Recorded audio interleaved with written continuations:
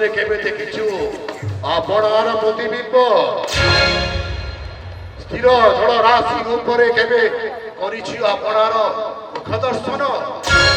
ତେବେ କାହିଁକି ଚିହ୍ନି ପାରୁନାହୁଁ ତୋର ଏଇ ଆପଣାର ପ୍ରତିରୂପକୁ?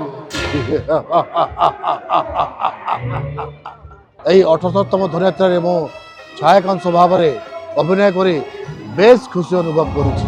11 ଦିନର ଯେଉଁ ମହାରାଜଙ୍କ ସହିତ ଯେତେବେଳେ ଆସନ୍ନ ମୃତ୍ୟୁ ଦେଖିଛନ୍ତି ମହାରାଜ କଂସ, ସେତେବେଳେ ତାର ଛାୟା ସହିତ ହେଉଛନ୍ତି କଥୋପକଥନ।